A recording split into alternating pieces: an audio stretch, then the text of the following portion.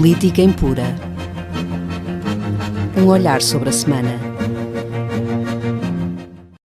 Bem-vindos a mais um Política Impura, o último deste mês de janeiro.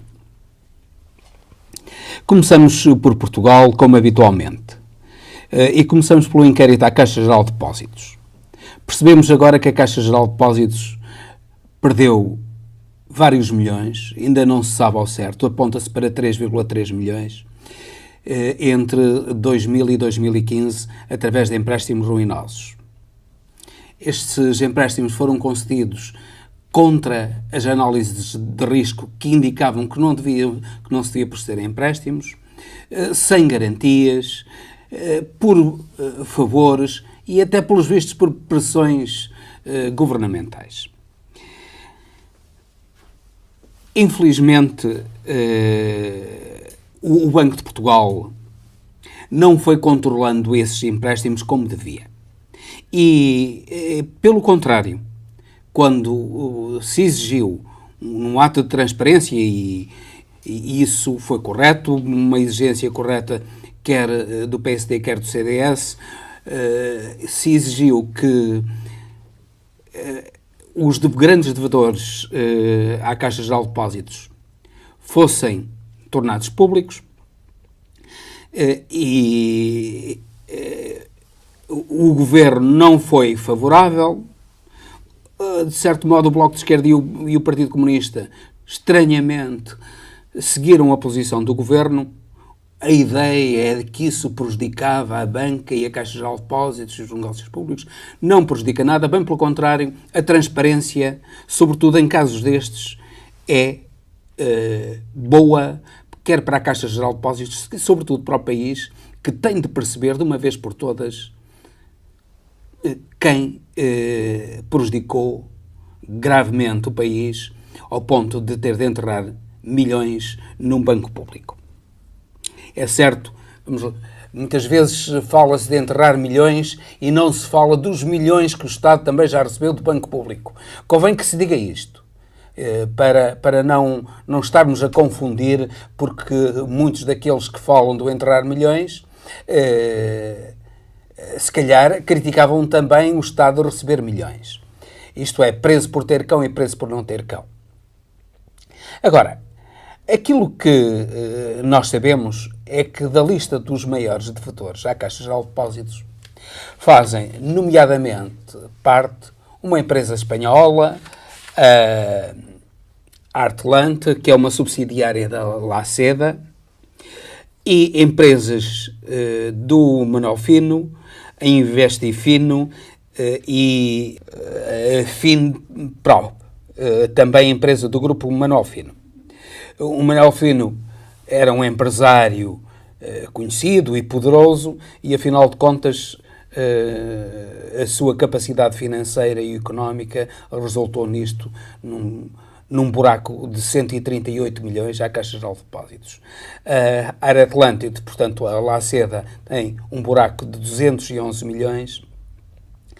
E depois destes está a Fundação Joy Berardo, que tem um buraco de 124 milhões. Mas relativamente a esta fundação, cumpre dizer que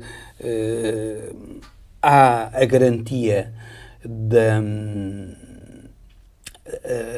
do conjunto da obra da coleção Berardo, que está de posse do Estado, portanto foi dada à Caixa Geral de Depósitos como garantia e que tem sido exibida no Centro Cultural de Belém, e aí talvez as perdas não sejam tão grandes como se anuncia. O que não deixa de estranhar é também a Autostrada Douro Litoral, que apresenta uma dívida à Caixa Geral de Depósitos de 122 milhões de euros, quase 123 milhões de euros. São dívidas elevadíssimas e todas elas foram contraídas sem as garantias que deviam ser concedidas. finalmente, não deixamos de falar também em duas fundações. Frequentemente critica-se muito a Fundação Mário Soares por receber algum dinheiro do Estado, mas é curioso, nunca vi ninguém falar da Fundação Horácio Roque. E a Fundação Horácio Roque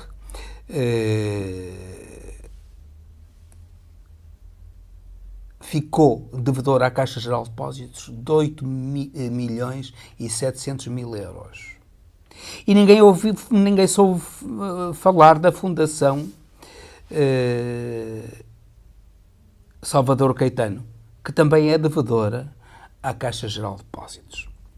Vá-se lá saber porquê. Claro que nós estranhamos porque é que, afinal de contas, tendo sabido já que estas dívidas à Caixa Geral de Depósitos vinham de há bastantes anos, e tudo isso se sabia em 2011, nomeadamente, quando o governo de Passos Coelho, entre 2011 e 2015, não foi tomada nenhuma medida pelo governo de Passos Coelho no sentido de investigar quem eram os grandes devedores e esclarecer quem eram os responsáveis pelas dívidas que foram contraídas e que tanto prejudicaram a população portuguesa.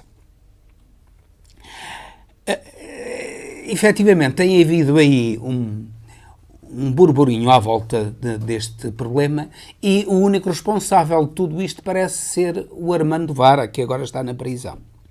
Mas porquê é que Passos Coelho, durante os 4 anos do seu governo, não fez nada? E só agora o PSD e o CDS se afanam a pedir comissões de inquérito, a fazer acusações contra todas elas contra o Armando Vara. Mas convém que se ponham os pontos nos is, se chamem os bois pelos nomes e se diga a verdade.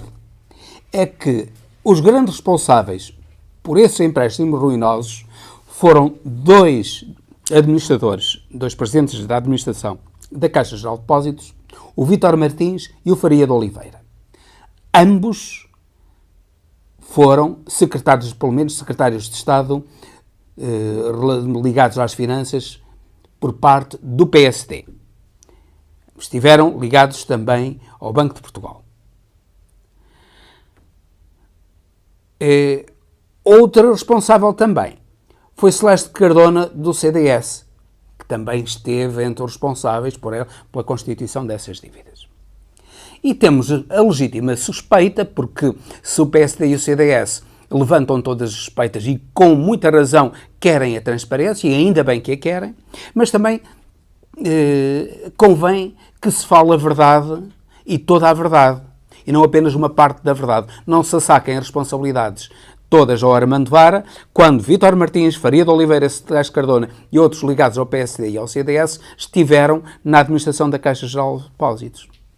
E temos legitimidade de se suspeitar que agora o PSD e o CDS, só numa fase de pré-campanha eleitoral, é que levantam esse problema. E levantam-no por uma razão muito simples.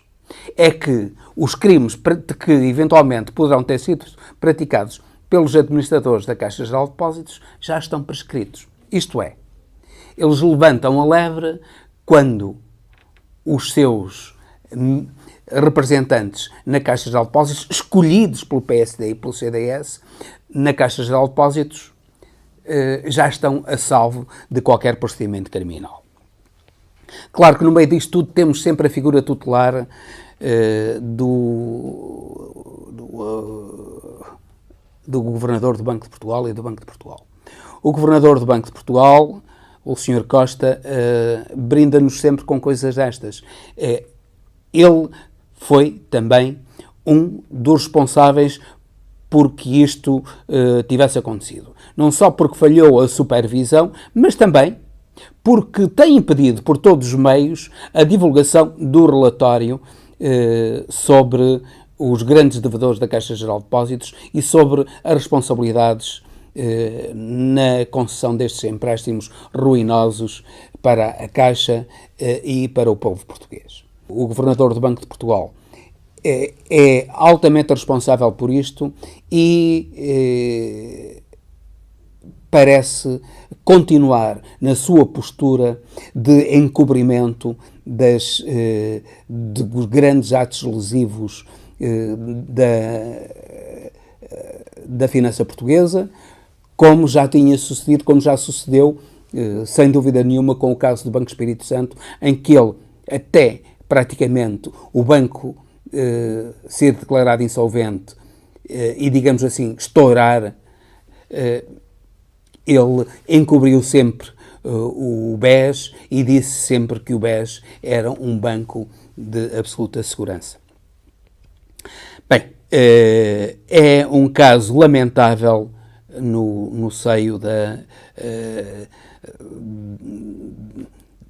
cúpula do Banco de Portugal, da cúpula dos responsáveis pela finança portuguesa, que devia ser sancionado, quer política, quer criminalmente até em alguns casos, e infelizmente não será. Vamos agora falar da redução do déficit que este governo do António Costa, com o Mário Centeno à frente das finanças, conseguiu. Não há dúvida nenhuma que baixou o déficit novamente, menos do que contava o Mário Centeno, que fixou a descida do déficit em cerca de 0,7% do PIB, mas ele andará por um valor superior, talvez cerca de 1% do PIB. De qualquer modo, foi uma redução substancial e isso deve-se a um aumento da receita de 5,2%, a um aumento da despesa inferior de 4,5%, e esse aumento da receita é curioso como é que ele é estruturado. O aumento da receita deve-se essencialmente a um aumento de 5,6% do IRS, de 4,1% do IVA e de 10,2% no IRC. Isto é, este aumento de rendimento dado pelo imposto sobre o rendimento das pessoas coletivas, isto é, sobre as empresas, demonstra uma saúde da economia que talvez muitos não esperassem. Por outro lado, também as receitas da Segurança Social sobem substancialmente, mais do que previsto, previa-se cerca de 5% e subiram-se cerca de 7,6%. E isso devido a uma grande diminuição do desemprego, da taxa de desemprego e, portanto, do aumento de contribuições para a Segurança Social com a simultânea diminuição das despesas da Segurança Social. Ao contrário do que frequentemente é propalado, o aumento das despesas no ano de 2018 deve-se sobretudo a um aumento de 4,9% nas despesas com o Serviço Nacional de Saúde, que recebeu cerca de 10 mil milhões de euros, um valor que iguala a dotação orçamental máxima antes da vinda da Troika e, por outro lado, despesas de investimento da Administração Central. Essas despesas de investimento da Administração Central cresceram no ano passado 17,1% e prevê-se que este ano irão crescer eventualmente ainda mais, nomeadamente com despesas de investimento na ferrovia e eventualmente já no novo aeroporto no Montijo. Claro que estamos em ano de eleições e, portanto, o ano anterior às eleições e o ano das eleições são anos ideais para se proceder a investimentos. Felizmente, estes investimentos não são investimentos estruturais e, embora tenham como objetivo imediato as eleições, a verdade é que também tem uma enorme vantagem para o país a longo prazo, porque, no fundo, há uma melhoria nas infraestruturas do país, nomeadamente na ferrovia e no aeroporto de Lisboa que tanto era necessária. Passamos agora para o Brasil, como também de habitualmente. E eu não deixo de falar, em primeiro lugar, e manifestar o meu pesar ao povo brasileiro pela tragédia de Brumadinho que ocorreu hoje. Eu estive em Brumadinho já, conheço Brumadinho, é próximo de Belo Horizonte, uma terra bonita, e parece que o Brasil não aprendeu nada com o desastre de Mariana, que foi ainda há tão pouco tempo. Em 2015 ocorreu o desastre de Mariana, foi também uma barragem que desabou e matou dezenas de pessoas. Agora, temos este caso de Brumadinho, que não se sabe até que ponto ainda vai causar a morte de pessoas. A verdade é que junto a Brumadinho existe um parque belíssimo que eu tive enorme prazer em visitar, que é o Parque de Inhotim, do mais lindo que existe no Brasil e que todos os brasileiros e estrangeiros deviam conhecer. Chama-se Inhotim por uma razão interessante, é que aquilo foi concebido e foi levado a cabo por um inglês a quem chamavam o Senhor Tim, isto é, Inhotim, e então ficou Inhotim. O Parque de Inhotim são umas centenas de hectares cheios de floresta, e a floresta cheia de obras de arte. É um local paradisíaco que foi evacuado. Cerca de 1000 pessoas visitam diariamente Inhotim. Estavam lá cerca de 1000 pessoas e o parque foi evacuado. Ainda não se sabe até que ponto é que Inhotim será afetado por este desastre na barragem de Brumadinho. Para além de não se saber o número de mortos que a barragem causou, Brumadinho, o município de Brumadinho tem cerca de 38 mil habitantes e uma boa parte de Brumadinho foi arrasada por este desabar da barragem. Aquilo que nós verificamos é que o Brasil, para além de não ter aprendido nada com Mariana, é um país sem lei. Quem vai para Minas Gerais, antes de aterrar num aeroporto vergonhoso, que é o aeroporto de Belo Horizonte, aquilo que vemos é uma paisagem lunar cheia de crateras, cheia de barragens, de explorações a céu aberto, sem lei, sem o mínimo de segurança e que levam a situações deste género. O Brasil, infelizmente, está cheio disto. Não é só o crime, não é só a corrupção, é o cidadão, são as empresas que violam a lei frontalmente, põem em perigo a vida dos cidadãos frontalmente, põem em perigo ou atentam gravemente contra o equilíbrio ambiental, como é o caso dessas empresas de mineração, nomeadamente do ouro, na zona de Belo Horizonte, em Minas Gerais. Nós vamos pelo Brasil, vamos pelas cidades e encontramos construções privadas no meio da rua, gente que resolve fazer escadas no meio do passeio ou abrir rampas no meio do passeio para as suas casas. Aquilo é um país sem lei.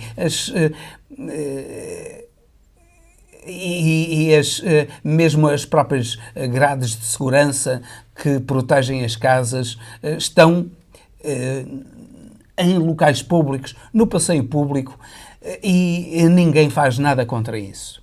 É este Brasil que chega às mãos de Bolsonaro e, infelizmente, que vai não só protelar a solução destes grandes problemas do Brasil, mas os irá agravar. Porque aquilo que Bolsonaro vai fazer, e está a fazer já, é deixar as mãos livres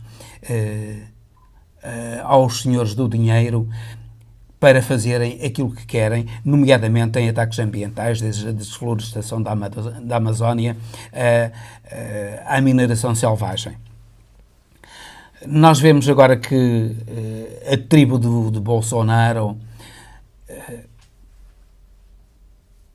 é uma tribo de gente sem lei. Em primeiro lugar, nós não podemos deixar de assinalar a caricatura que foi a presença de Bolsonaro em Davos. Bolsonaro tinha 25 minutos para fazer um discurso, fez um discurso de 8 minutos, melhor dizendo, um discurso de apenas 8 minutos, de uma acefalia total a que ninguém ligou a mínima importância. E todos os presidentes dão conferências de imprensa depois do seu discurso. Bolsonaro foi o único a não dar conferências de imprensa depois do seu discurso. Percebe-se que ele não é capaz de enfrentar a imprensa numa situação destas. A sétima economia do mundo deu em Davos uma péssima imagem dela própria e, sobretudo, quem a dirige. Mas agora a tribo de Bolsonaro, representada por ele e pelos seus filhos, em particular pelo Flávio Bolsonaro, que tanto estigmatizou a corrupção, afinal de contas, aquilo que vemos é corrupção e mais corrupção e mais corrupção em Flávio Bolsonaro e na gente que o rodeia. Nomeadamente,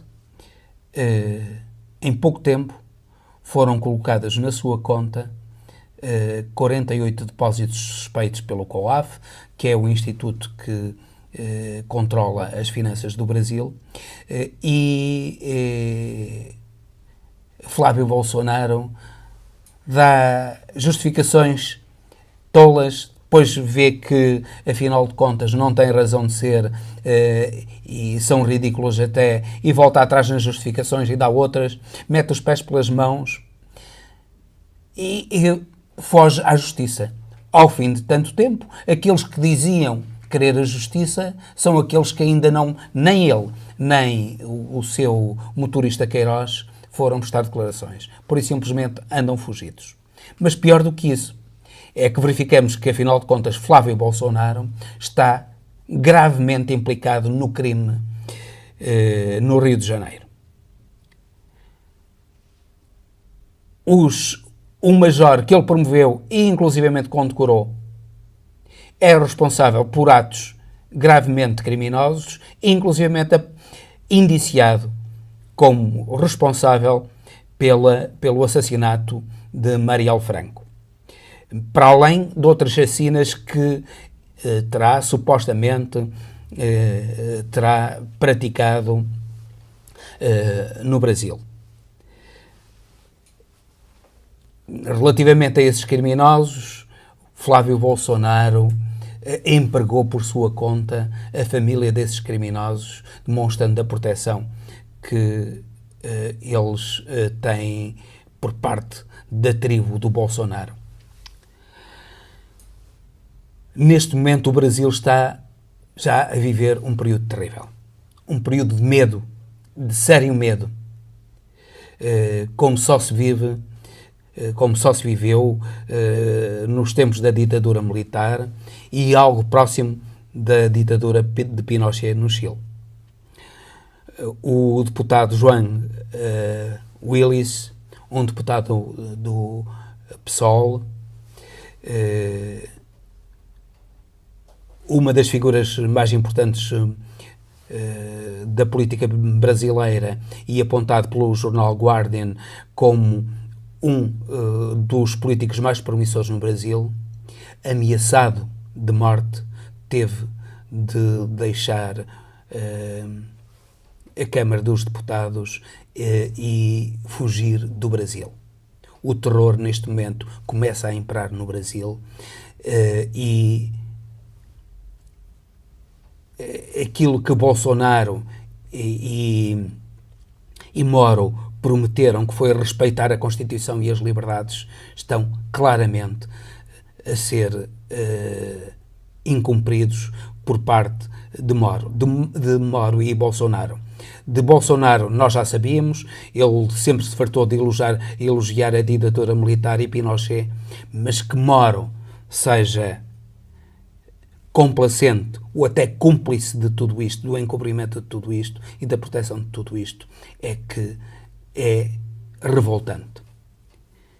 Esperamos que Moro fale, que Moro diga alguma coisa sobre a justiça que pretende ver implantada no Brasil.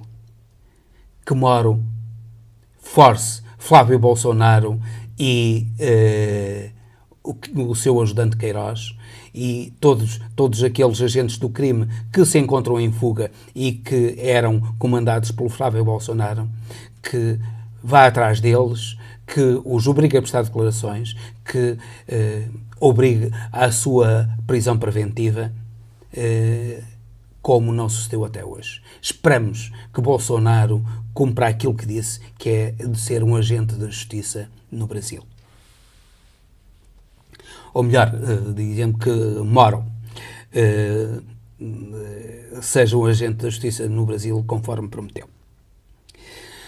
Vamos falar, então, também da Venezuela, um país que se encontra em chamas neste momento. A Venezuela parece que uma nação onde assentou o demónio. Um dos países mais ricos do mundo, aliás, como o Brasil, com reservas de petróleo, das maiores reservas de petróleo do mundo, a esmagadora maioria da população sempre viveu na miséria. E ainda hoje continua a viver na miséria porque, infelizmente, tem uma governação que é incapaz de levar a cabo a justiça social que se comprometeu em levar a cabo. E, inclusivamente, de defender as liberdades que se comprometeu a defender. Chegamos à conclusão de que, afinal de contas, na Venezuela quase todos são criminosos. Quase todos os políticos são criminosos. Poucos são honestos. Pobre país que tem como políticos à sua frente o Nicolás Maduro e um Juan Guaidó, o líder da oposição. Repare-se, Guaidó autoproclamou-se presidente. Ele era apenas um deputado. A oposição tem a maioria na Câmara dos Deputados. Ele era apenas um deputado. E, como deputado, decidiu ser ele próprio o presidente. Repare-se, era como se alguém aqui na Assembleia da República em Portugal, ou em qualquer país, dissesse: eu sou deputado, mas eu não quero o atual presidente, agora vou ser eu o presidente. Foi isto que sucedeu na Venezuela. Isso demonstra até que ponto é que a Venezuela está ferida de morte por esta gente. E tudo isto é terrível quando os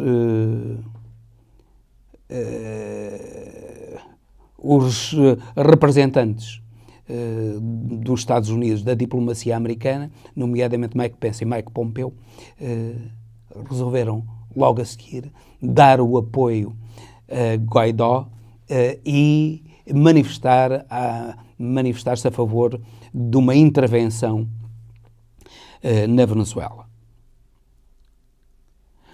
Claro que não é fácil essa intervenção. E não é fácil, desde logo, porque há duas potências que os Estados Unidos não podem ignorar. E o mundo de hoje não é o mundo dos anos 70, em que os Estados Unidos faziam golpes à sua vontade. Hoje, a China, neste momento, é a dona, na prática, de uma grande parte do petróleo venezuelano. E, como é óbvio, não admite uma intervenção militar que poria em causa os seus interesses. A Rússia, também porque tem apoiado Cuba, e Cuba está intimamente ligada à Venezuela, também, por sua vez, a Rússia não apoia qualquer intervenção militar. Portanto, a intervenção militar que os Estados Unidos pretendem não pode ser levada a cabo. quer o México, quer o Uruguai, fizeram propostas para negociação entre o poder e a oposição. E é bom que essas negociações sejam levadas a cabo para bem do povo venezuelano, porque Maduro tem destruído a Venezuela com uma inflação galopante, com índices de inflação que chegam aos milhões por ano e com uma pobreza extrema, falta de alimentos, sobretudo falta de medicamentos e falta de assistência hospitalar. Maduro, infelizmente, nunca soube negociar, nunca soube lidar com a oposição e socorre-se das Forças Armadas e do Supremo Tribunal de Justiça da Venezuela, que consideram Guaidó um usurpador, e de certo modo é-o, porque a legitimidade dele não é como Presidente da República, eleito por sufrágio universal, como bem ou mal foi Maduro, mas a legitimidade dele é apenas como deputado. Mas a situação a que a Venezuela chegou exige, para bem do povo venezuelano, exige que ambas as partes se ponham à mesa das negociações e decidam ceder para bem do futuro do povo venezuelano que está a passar por momentos de tragédia. Oxalá que o México de López Obrador consiga esse milagre.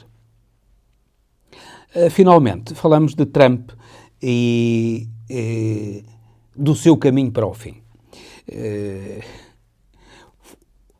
Foi preso ontem e hoje foi libertado sob caução Roger Stone, o conselheiro, um grande estratega de toda a campanha eleitoral de Trump, juntamente com Steve Bannon, foi preso por mentir, por cometer inúmeros crimes, em particular mentir à própria justiça. Roger Stone, que começou por dizer que a investigação a Trump era uma caça às bruxas, afinal de contas ele próprio foi caçado. Neste momento, o procurador Robert Mueller já deduziu 100 acusações criminais contra pessoas e empresas, e nomeadamente contra 12 agentes dos serviços secretos russos. O cerco a Trump está-se a apertar. O tempo corre contra ele. E Nancy Pelosi, a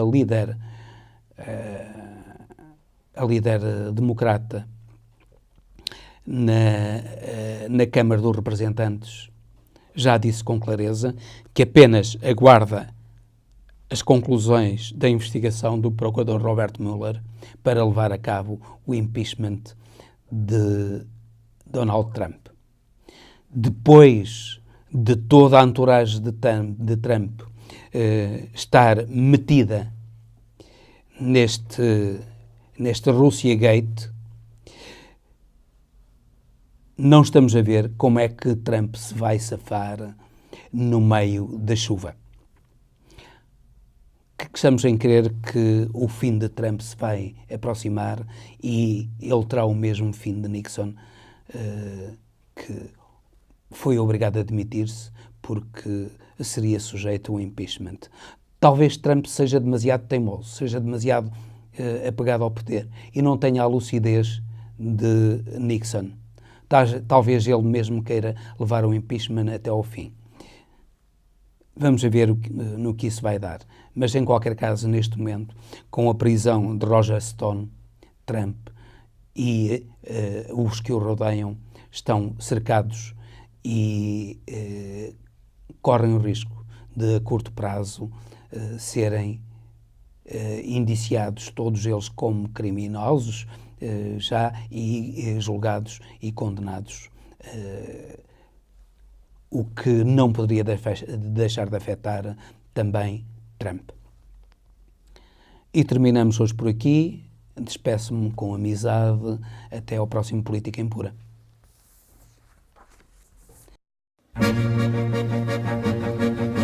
Política Impura.